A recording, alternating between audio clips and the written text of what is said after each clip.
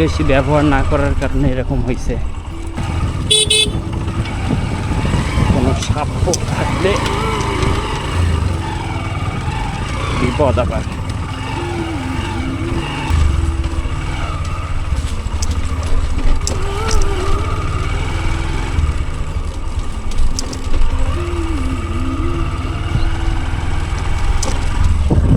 মাঠের রাস্তা দিয়ে যাত্রা শুরু করলাম।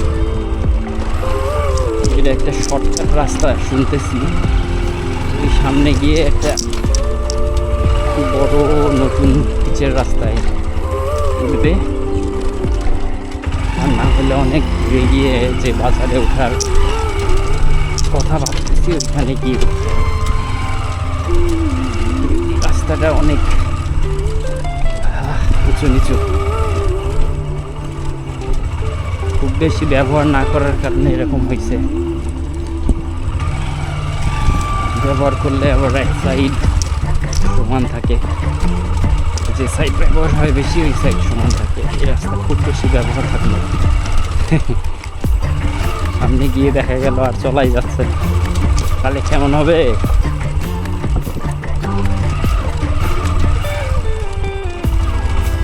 শুধুমাত্র যখন কৃষকরা এই মাঠে ফসল লাগায় সম্ভবত তখনই এই রাস্তাটা ব্যবহার করা হয়, আর তাছাড়া বাকি টাইমটায় এটা ব্যবহার করে না।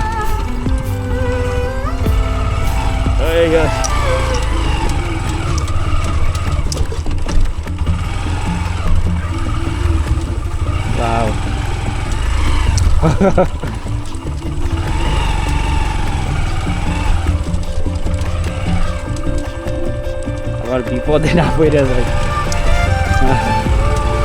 ঠিক আছে, যাওয়া যাইতেছে, কিন্তু পরিবেশটা সাংঘাতিক সুন্দর। এটা যদি সবাই ব্যবহার করা শুরু করে তাহলে রাস্তাটা সুন্দর হয়ে যাবে।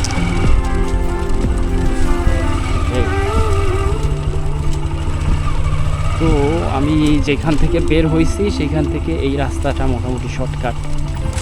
হ্যাঁ, খেজুরের রাস্তা, খেজুর গাছ বিপজ্জনক।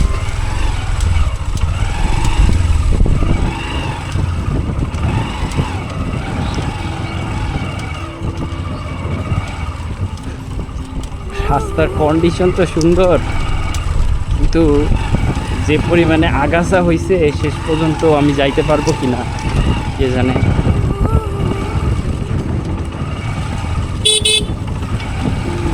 কোনো সাপ থাকলে বিপদ আবার।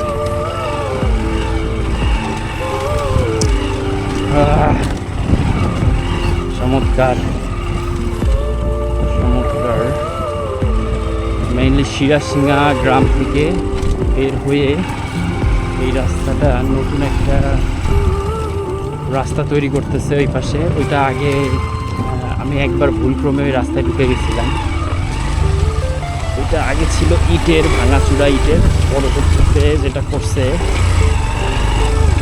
ঠিক করে পিচ ঢালা করে ফেলতেছে। না, আমি ভাবতেছি ওইটা হচ্ছে সেই রাস্তা, আর ওইটা যায় উঠবে কুয়াদা বাজারে।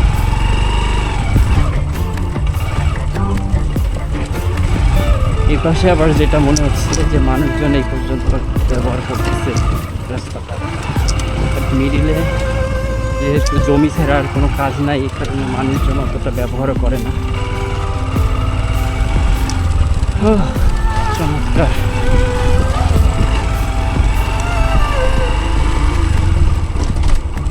খুবই রিমোট একটা রাস্তা, যেটাতে মানুষজন খুবই কম আসে, পায়ের স্পর্শ খুব কম পায়।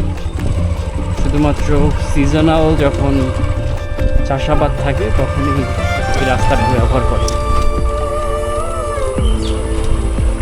তবে